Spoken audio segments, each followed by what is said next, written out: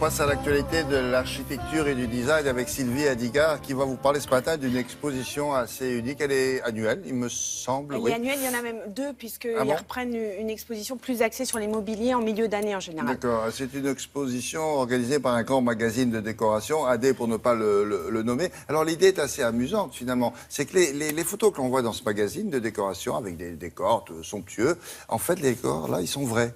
Ben oui. Et on peut les voir. On peut les visiter, exactement. Alors, sur le papier, on se dit, bon, cette exposition, elle existe depuis 2010, oui, alors qu'est-ce qu'on va voir de nouveau? Eh bien, on n'en croit pas ses yeux à chaque fois. Pourquoi? Parce qu'à chaque fois, ils changent de lieu, un lieu exceptionnel. Imaginez une exposition à l'Hôtel de la Monnaie. Ce sont des lieux avant, il y a eu l'Hôtel de la Marine, par exemple, avant. Il y a eu les arts décoratifs. Donc, déjà, rien que pour le lieu extérieur, pour la boîte qui va englober ces expositions, c'est incroyable. Mais les architectes décorateurs, on leur dit quoi? Eh ben, on leur dit, voilà, on vous donne des espaces, oui. On recrée des pièces. Le même, à peu près. À peu près. C'est à peu près. Hein. Ces espaces sont recréés par un scénographe qui s'appelle Adrien Gardère. C'est neutre et eux, à l'intérieur de ça, ils doivent mettre en scène un décor. Alors, chacun une pièce, puisque l'idée aussi, c'est qu'on se retrouve dans un quotidien. Enfin, quotidien avec des guillemets. Un joli quotidien. Quotidien, c'est-à-dire Eh ben, c'est-à-dire qu'il va y avoir une cuisine, il va y avoir un salon, il va y avoir un bureau, une chambre, et qui etc. choisit ça? C'est chaque décorateur? Chaque décorateur, c'est en accord avec le magazine, chaque décorateur choisit. Il y a 14 décorateurs. Ce qui change aussi, c'est que les décorateurs changent.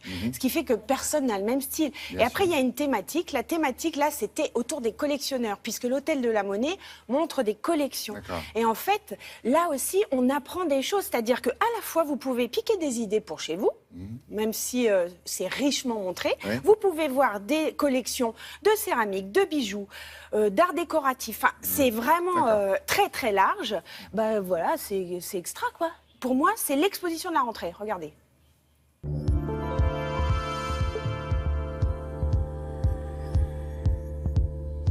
Un des objectifs de cette exposition, c'est de montrer le travail des décorateurs et des corps de métier qui travaillent avec eux et de donner au public la possibilité de voir en vrai, in situ, les décors qui en général sont présentés dans les pages des magazines.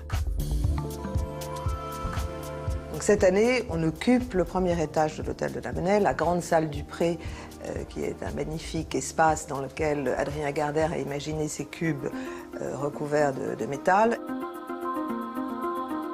Le but de mon intervention, c'est pas tant la relation avec les décorateurs intérieurs que la relation avec l'espace dans lequel il faut créer les volumes qui vont accueillir les décorateurs intérieurs. L'idée, c'est d'être relativement neutre par rapport à ce qu'ils feront eux.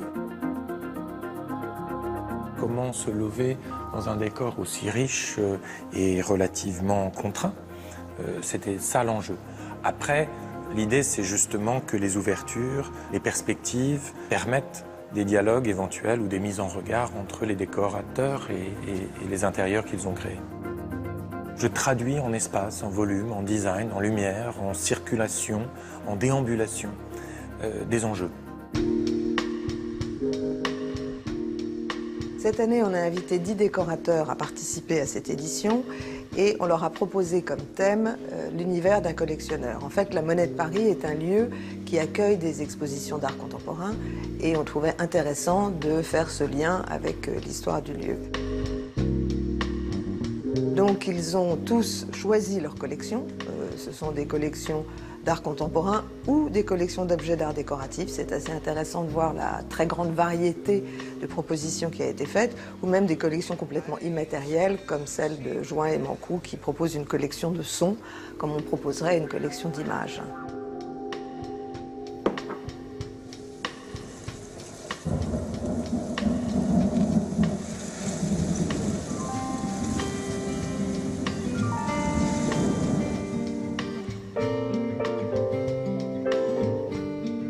Pas forcément s'offrir tout le décor, mais peut-être on va être inspiré par un sol, on va être inspiré par la façon dont un rideau a été posé, par la façon dont une étagère a été installée, peut-être même par la façon dont les objets ont été disposés dans une pièce ou par la manière dont les couleurs ont été agencées. C'est à la fois un lieu pour être inspiré et pour rêver.